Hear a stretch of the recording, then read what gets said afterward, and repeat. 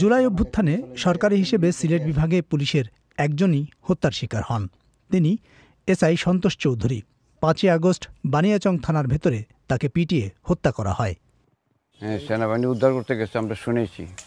তো যাওয়ার পরে অন্যরা সবাই নিয়ে আসছে, আর ও একাই রয়ে গেছিল।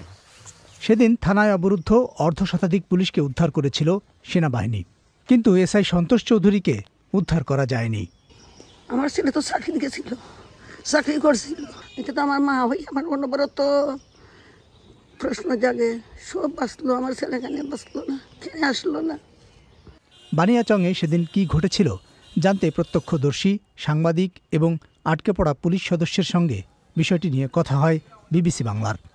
তাদের কথায় হামলা, পাল্টা হামলা, গোলাগুলি সব মিলিয়ে বানিয়াচংয়ের পরিস্থিতি ছিল ভয়াবহ। চারদিক থেকে থানা ঘেরাও করে হামলা, অস্ত্র লুট করে থানায় আগুনও দেয়া হয়।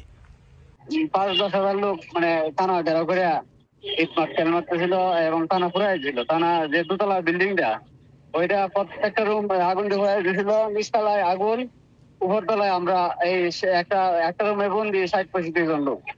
হ্যাঁ, যেমন এই যে এনায়তপুরের মতো ঘটনা ঘটতো আর কি, তখন কোনো হয়তো তাৎক্ষণিক আর কোনো না করে গুলি করলে আর চলে যাবে। ওই দিন গুলিবিদ্ধ হয়ে বানিয়াচংয়ে ৮ জন নিহত হন। উত্তেজিত জনতা থানার সব পুলিশকে হত্যার ঘোষণা দেয়। অবরুদ্ধ পুলিশ সদস্যদের উদ্ধার করতে গভীর রাত পর্যন্ত দিন দরবার চলে। হবিগঞ্জ থেকে এসপি, ডিসি, এমনকি রাজনৈতিক নেতারা এসেও চেষ্টা করে ব্যর্থ হন। শেষ পর্যন্ত একজন পুলিশ সদস্য হলেও জনতার কাছে দিতে চাপ সৃষ্টি করা হয়। প্রথমত তারা সব পুলিশকে চাইতেছিল মারার জন্য, কিন্তু সেনাবাহিনী তাদেরকে দেয় নাই।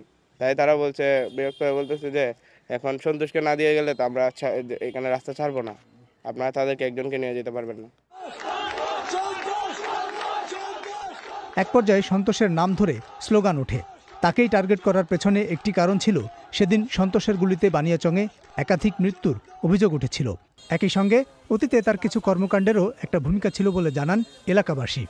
অনেক মানুষে জ্বালাইছে, যারা আওয়ামী লীগ ভিন্ন আছিল হেরারে ধরছে, টাকা পয়সা আদায় করছে, অনেক কিছু করছে। করার পরে তার প্রতি ক্ষোভ ছিল। থানা থেকে মাদকের বিরুদ্ধে সে অভিযান চালাইত।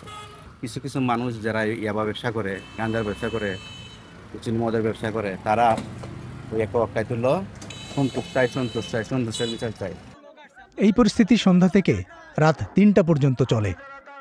আর সেনাবাহিনী দেশের আলোচনা করছে যে না, একটা লোকের কেমনে আমরা দিই, ওটা আর আসলে কোনো উপায় না পায় পরে আর আটকাইতে পারে নাই।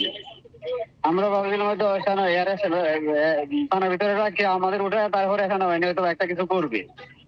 হ্যাঁ, সেনাবাহিনী হয়তো তাকে শর্ট করে নিবে, কিন্তু দেখা যাচ্ছে যে একজন থানার ভিতর থেকে বেরোয়া লাইনে দাঁড়াইছে, তখনই পাবলিক তাকে চাপা মারে নিয়ে গেছে।